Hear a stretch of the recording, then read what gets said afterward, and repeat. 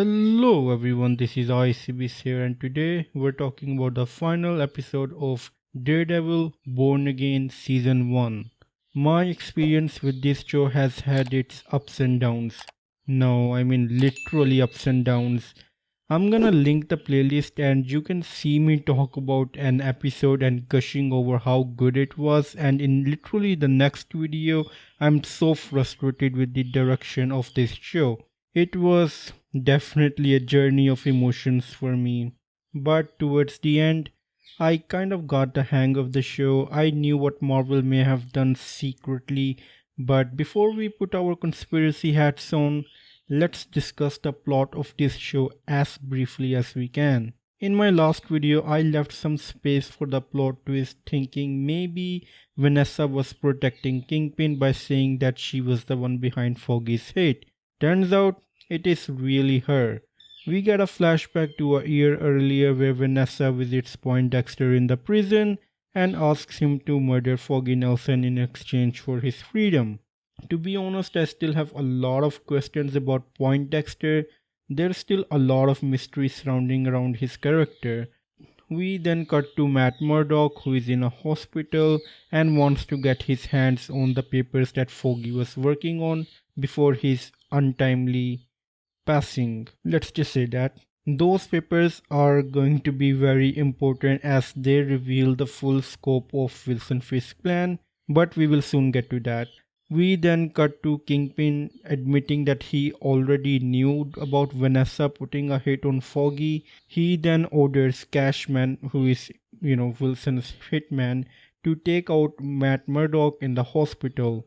It's definitely interesting to see Fisk not even budge a little bit by Murdock saving him. I mean, I really thought that Matt saving him would have some effect on him somehow, but no, he's still evil, which kind of fits his character perfectly, I suppose. Matt is able to escape from the hospital when Cashman gets there to do his job. When Matt gets to his apartment, he sees that Frank Castle is already there waiting for him. Frank says that someone called him and made him promise that he'd protect Matt as his life is in danger. Soon Wilson's task force arrives and Matt and Frank are able to fight all of them. It was definitely a bit funny to see Matt fighting really fast like a ninja, and over there Frank is fighting in slow motion. It was definitely a bit jarring to see these fight scenes back to back where Matt is fighting so swiftly and Frank is sweating and huffing and puffing in slow motion. But he was still brutal, and that's something, so it still counts, I guess. Frank points out to a police officer who is responsible for Ayala's murder. Turns out he just did it because he's a lunatic and part of some Frank Castle inspired gang of police.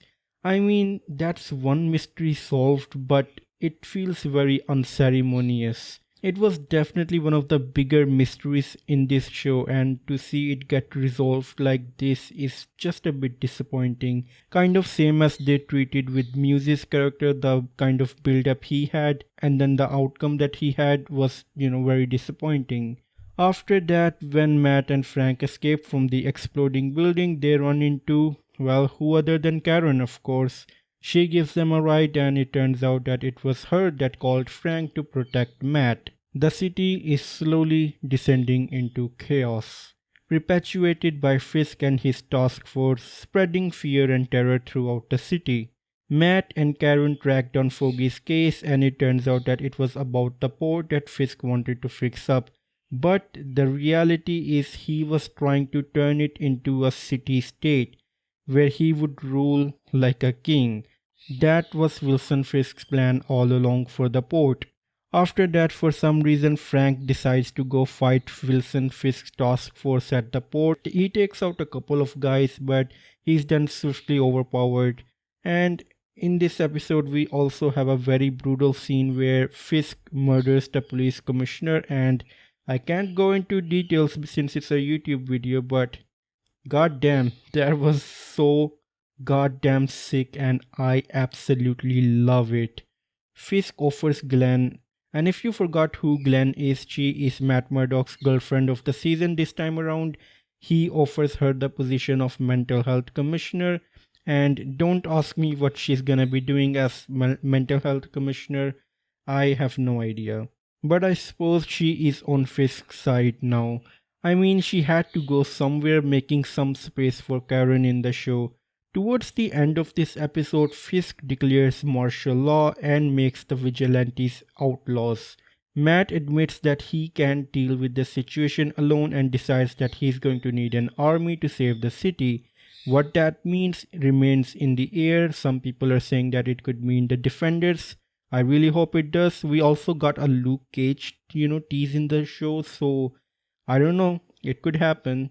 Towards the end of this episode, we see that Fisk has imprisoned all the vigilantes at Red Hook Port, including Frank Castle. And in true Marvel fashion, we also have had a cutscene, and I don't know, maybe Marvel thought it was smart or whatever, but it kind of made me laugh really hard. We have Frank Castle making his epic escape, right? By greeting the guard and saying that he has a good name. And then Frank asks the guard to shake his hand, and the absolute imbecile that is the guard, he goes and shakes his hand, and obviously he gets destroyed in seconds. What a goddamn idiot he was. Wow, that was something. It's time to share my thoughts and conspiracies, which I will do that in the next video. Yes, I'm turning this review in two parts, and no, it's not because this review is supposed to be a masterpiece, but because I have so much work to do right now and I am really slumped right now. I do have so many thoughts to share about this episode and the show overall. Part 2 will come out tomorrow and it will give me some time to refine it and write some extra bit of script for it. I am so glad that you've watched my video this far, and if it's your first time watching this review, well, I've made a review of the whole season, playlist linked in the description below.